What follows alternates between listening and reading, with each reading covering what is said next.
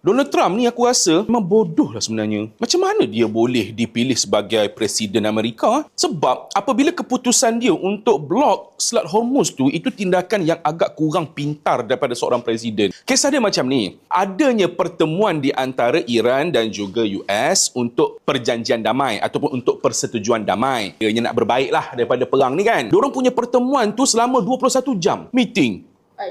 Ya, lama betul. Pertemuan tersebut, Iran kata dah nak capai kata putus dah. Tapi si US ni tak habis-habis duk tukar syarat. Tak habis-habis buat benda tu. Buat tukar benda lain pula. Jadi Iran pun tak setuju lah. Dan lepas tu US pula kata yang Iran ni tak boleh nak setuju dengan program nuklear. Dia tetap nak teruskan dengan program nuklear dia. Iran tak setuju, US tak setuju, dah habis perjanjian damai tersebut. Dan lepas daripada tu je, Trump terus keluarkan satu statement yang dia pun nak blok juga Selat Hormuz tu. Maksudnya kapal lalu tak boleh masuk, kapal nak keluar pun tak boleh. Tapi kalau ada kapal yang transit, yang tak ada berurusan dengan Iran, okey boleh lalu. Ada begitu, okey. Tak kisahlah. Tapi apabila dia buat macam ni, dia akan buatkan satu dunia marah kepada dia tau. Sebab Iran, dia dah melepaskan beberapa kapal daripada beberapa negara nak lalu. Adalah perjumpaan, syarat ke nak bayar macam mana. Memang maksudnya dah ada jalan penyelesaian. Tiba-tiba datang Trump pergi halang pula. Memang satu dunia akan marah. Ditambah pula sekarang ni Donald Trump, dia punya sekutu-sekutu negara dia seperti Kanada, Arab Saudi. Sekarang ni dah banyak dah tak percaya pada dia. Kanada baru saja umumkan yang dia dah tak akan belanja besar untuk persenjataan. Yang selama ni duk beli senjata daripada Amerika Syarikat, dia tak nak letak belanja besar dah. Lepas tu Arab Saudi pula dah mula ketuk pintu China. So sekarang ni orang dah tak pandang US. Patutnya kalau jadi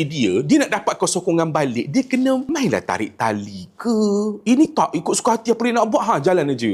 Rakyat dia memang sekarang tengah marah dia. Sebab rakyat dia memang tak nak terlibat dalam perang ni. Dan kenapa dia terlibat dalam perang ni? Simple je satu, iaitu Israel. Si Netanyahu tu minta perang lah dia. Habis. Rosak semuanya.